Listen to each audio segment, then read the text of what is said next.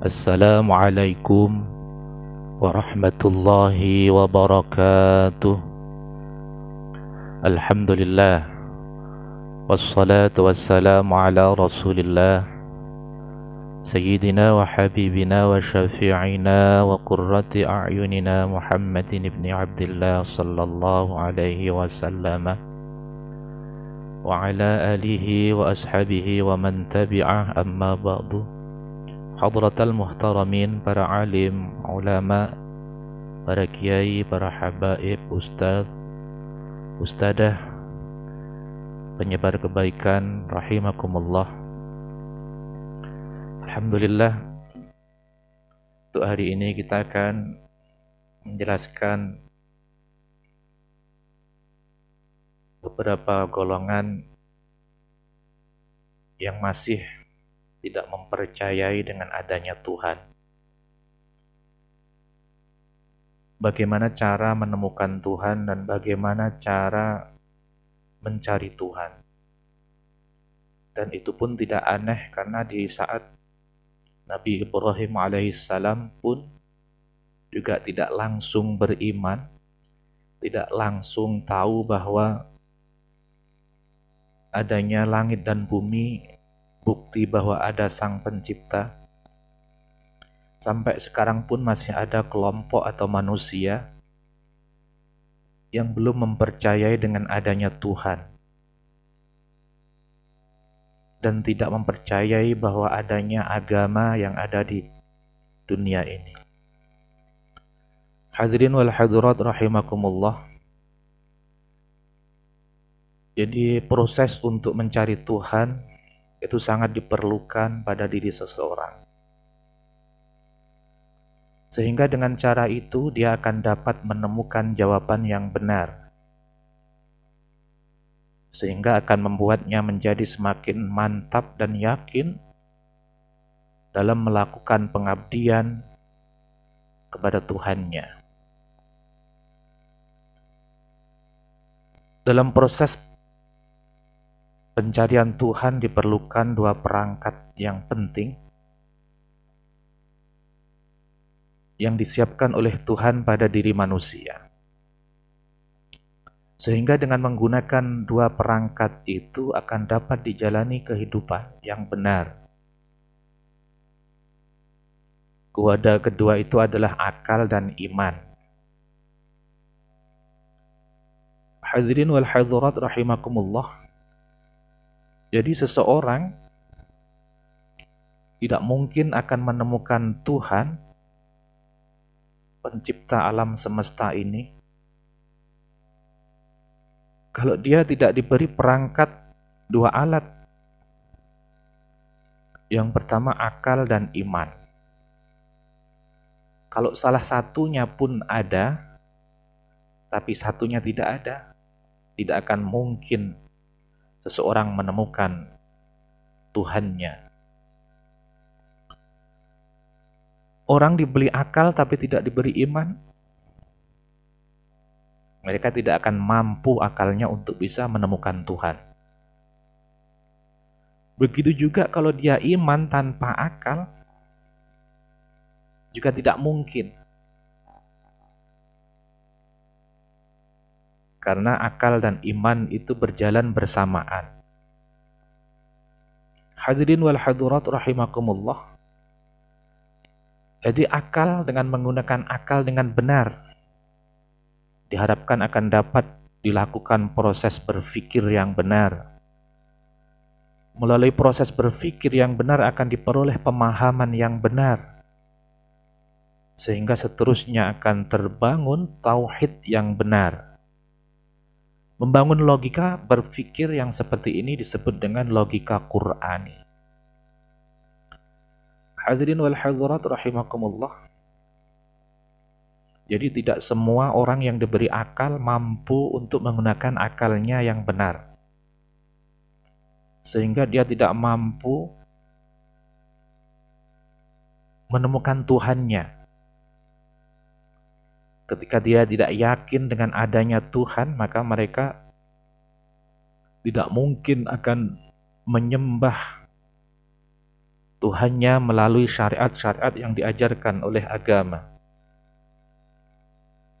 Pasti dia tidak akan menjalankan sholat,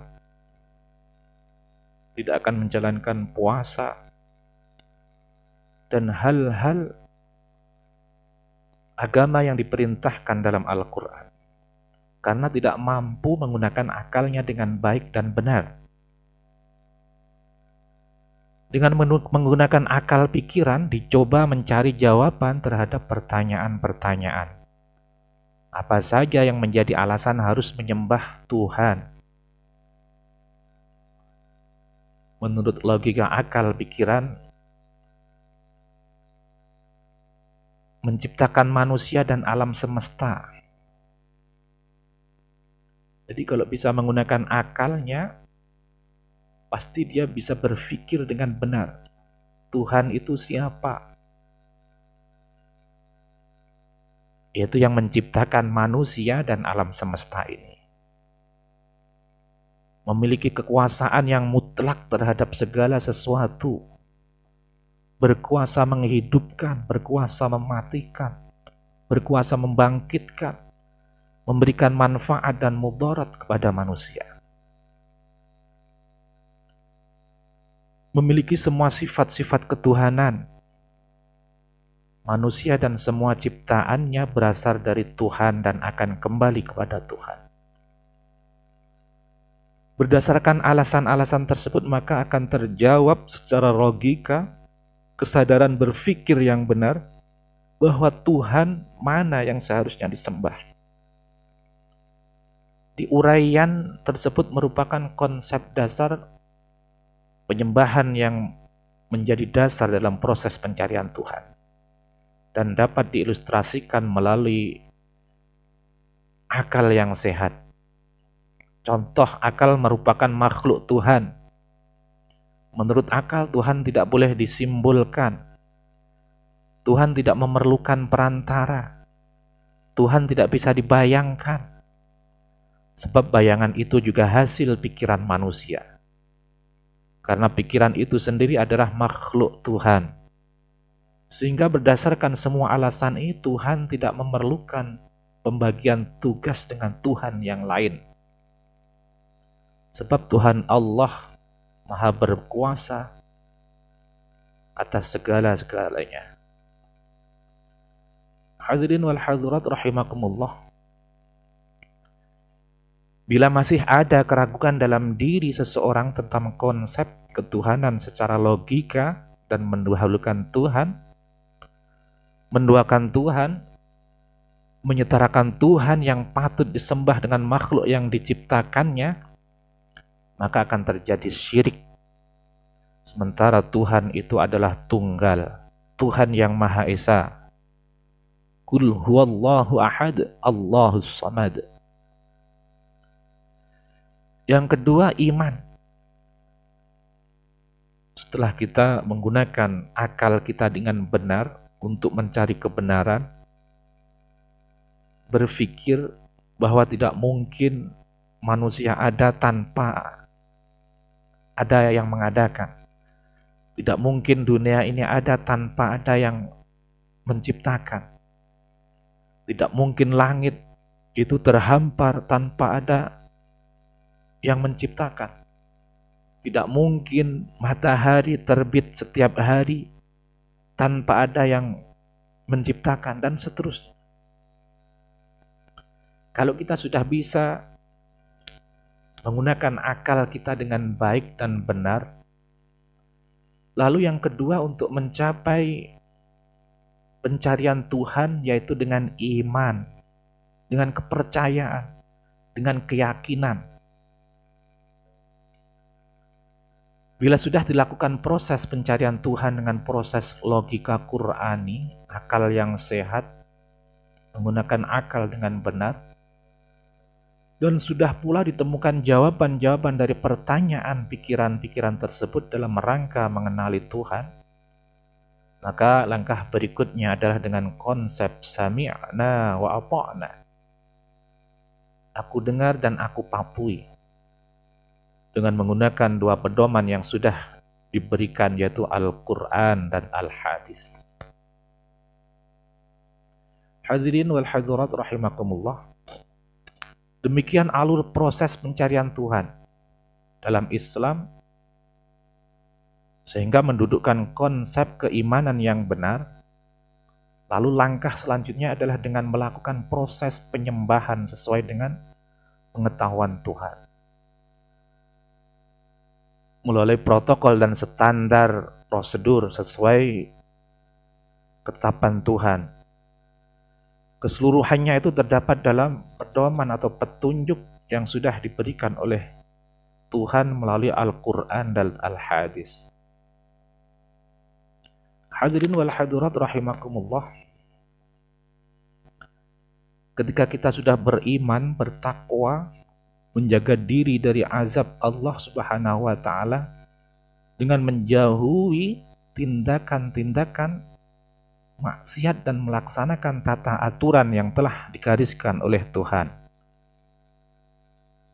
Dengan kata lain, bertakwa berarti melaksanakan perintah Allah Subhanahu wa taala dan menjauhi larangan-larangannya. Hadirin wal hadirat rahimakumullah. Jadi melalui proses iman, yakin, percaya, dan berusaha untuk menjalani aturan-aturan dan menjauhi semua larangan atau bertakwa. Dalam bertakwa terkandung pengertian pengendalian manusia akan dorongan emosinya dan penguasaan kecenderungan hawa nafsunya. Ini berarti ia memenuhi dorongan-dorongan itu dalam batas yang diperkenankan oleh ajaran agama. Selain itu terkandung perintah kepada manusia agar melakukan tindakan yang baik, berlaku benar, berlaku adil, memegang amanah, tidak khianat, dapat dipercaya, dapat menyesuaikan diri dan bergaul dengan orang-orang yang baik, dan menghindari permusuhan serta kezaliman. Ketakwaan dalam pengertian ini akan menjadi tenaga pengarah manusia pada tingkah laku yang baik dan terpuji, serta menjadi penangkal tingkah laku buruk, tingkah laku menyimpang, tingkah laku tercela. Untuk itu manusia dituntut untuk bisa membina dirinya dan mengendalikan serta menahan hawa nafsunya. Hadirin wal hadirat rahimakumullah. Jadi setelah kita menggunakan akal kita, berpikir tentang ciptaan-ciptaan yang ada, setelah menemukan jawabannya lalu kita beriman dalam hati kita bahwa ini semuanya pasti ada yang menciptakan. Sehingga muncullah dalam diri kita, dalam hati kita untuk tidak berbuat kerusakan. Bersikap benar, bersikap adil, memegang amanat, dapat dipercaya, menyesuaikan diri, bergaul dengan orang lain, menghindari permusuhan, kezaliman, dan mengisi dalam keseharian kita dengan sikap-sikap yang diajarkan oleh agama kita.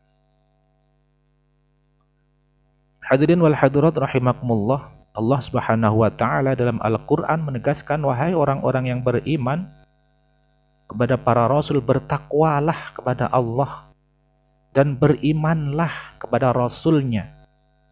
Niscaya Allah memberikan rahmat kepadamu dua bagian dan menjadikan untukmu cahaya yang dengan cahaya itu kamu dapat berjalan dan dia mengampuni kamu.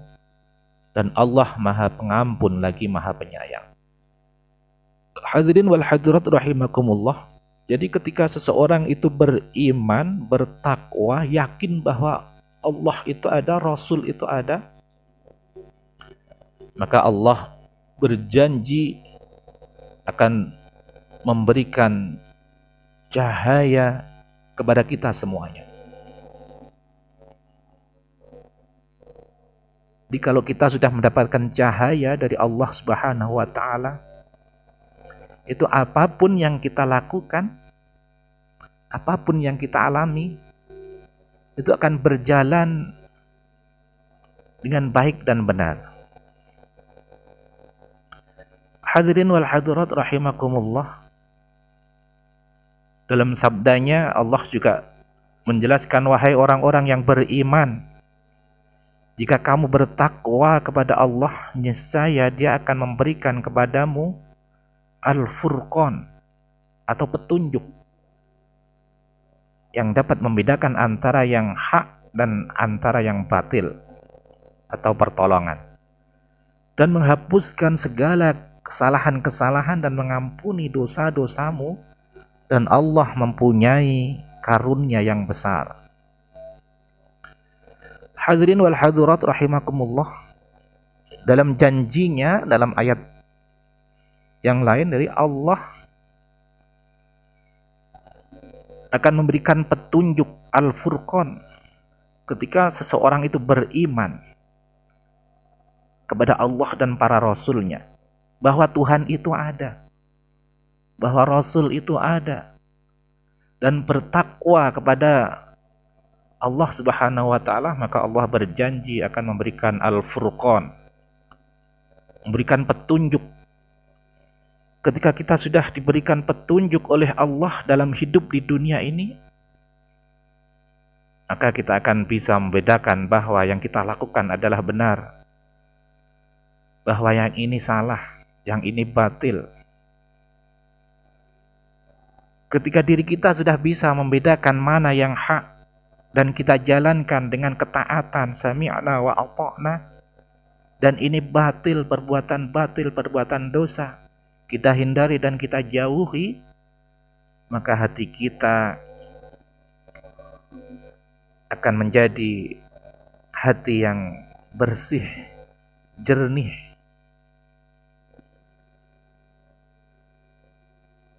karena mendapatkan petunjuk atau al-furqan dari Allah dengan sebab kita bertakwa kepadanya. Hadirin wal hadirat rahimakumullah. Jadi sikap takwa, menjalankan semua perintah-perintah dan berusaha keras menjauhi larangan-larangannya, ini lahir karena adanya kesadaran moral. Manusia yang bertakwa adalah manusia yang memiliki kepekaan moral yang teramat tajam untuk mengerjakan atau tidak mengerjakan sesuatu perbuatan. Dia memiliki mata batin yang menembus jauh untuk melihat yang baik itu baik dan yang buruk itu buruk. Dengan demikian, tingkah lakunya sehari-hari selalu mencerminkan perilaku mulia dan selalu berusaha menghindari dari hal-hal yang menjadikan Allah Subhanahu wa taala murka.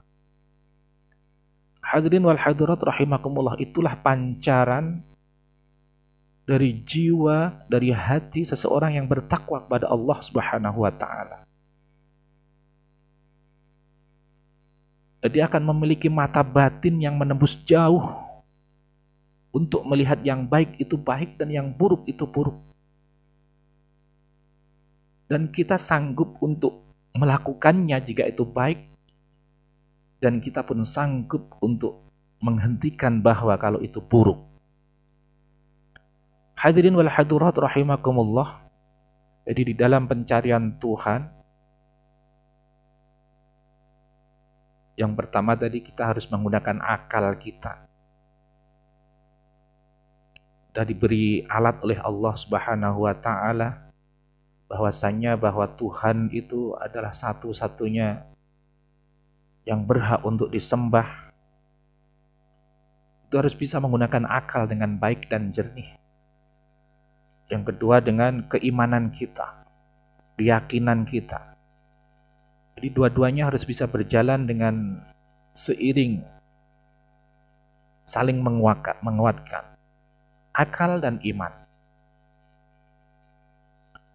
Dengan demikian takwa berarti melindungi diri dari akibat-akibat perbuatan sendiri yang buruk dan yang jahat. Hadirin wal hadirat rahimakumullah, dalam hadis yang diriwayatkan At-Tirmidzi, Nabi memerintahkan agar manusia selalu bertakwa, beriman kepada Allah Subhanahu wa ta'ala dimanapun ia berada. Jika ia terlanjur melakukan sesuatu kejahatan karena ketahuannya, maka mereka bersegera menebusnya dengan melakukan kebaikan, bertaubat kepada Allah Subhanahu wa ta'ala. Hadirin wal hadirat rahimakumullah, mudah-mudahan kita semuanya mampu menemukan Tuhan dan mampu